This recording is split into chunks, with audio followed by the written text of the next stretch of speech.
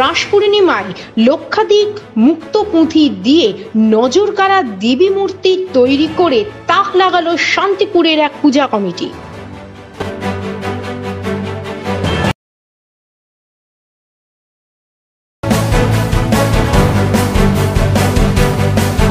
নদিয়া চৈতন্যভূমি, আর সেই নদিয়ার নবদ্বীপ শান্তিপুরের রাস শতাব্দী প্রাচীন।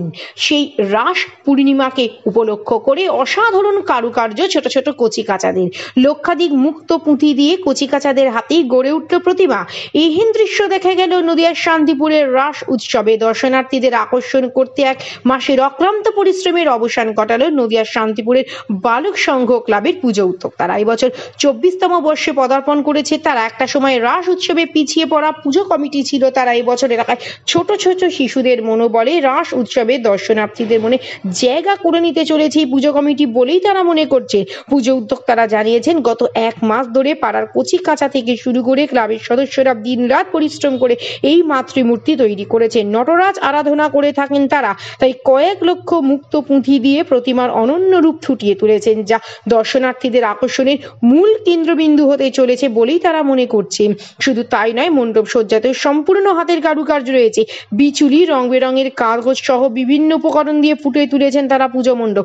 উল্লেখ্য, নদিয়ার শান্তিপুরের রাস উৎসব মানে শাক্ত বৈষ্ণবের মেলবন্ধন। এই রাস উৎসবে বিভিন্ন দেবদেবীর আরাধনা হয়ে থাকে, কিন্তু গোস্বামী বাড়ির যুগল মূর্তি রাস উৎসবের অন্যতম প্রধান আকর্ষণ। পাশাপাশি পুজো বারোয়ারি সদস্যরা মণ্ডপ সজ্জা থেকে শুরু করে প্রতিমাতেও অনন্য আকর্ষণ করে তোলার চেষ্টা করেন। আচ্ছা, মূলত কি চিন্তা ভাবনা থেকে আপনাদের এই প্রতিমা তৈরি করেছেন? দেখুন, আমরা এবছর 24তম বর্ষে বালক সংঘ রোপণ করলাম অদ্বৈত সড়ক মদন গোপাল ঠাকুর বললেন। আমরা একটি পিছিয়ে পড়া এলাকা, এখানে লক্ষাধিক টাকা ব্যয় করে থিম ভাড়া করে নিয়ে আসা বা ঠাকুর লক্ষাধিক টাকা খরচা করে ঠাকুর নিয়ে আসার মতো সামর্থ্য আমাদের এই পাড়ার নেই। তাই আমাদের পাড়ার ছোটো ছোটো বাচ্চারা নিজেরাই থিম এবং প্রতিমা মুক্ত পুঁথি দিয়ে তৈরি করেছে। মুক্ত পুঁথি কি এগুলো কি কিনে নিয়ে আসা নাকি উৎকৃষ্ট কোনো একটা জিনিস? পুঁথিগুলো কিনে নিয়ে আসা। আচ্ছা, কতটা লেগেছে, কত সময় লেগেছে? লক্ষাধিক সময় লেগেছে, প্রায় 1 মাসের বেশি।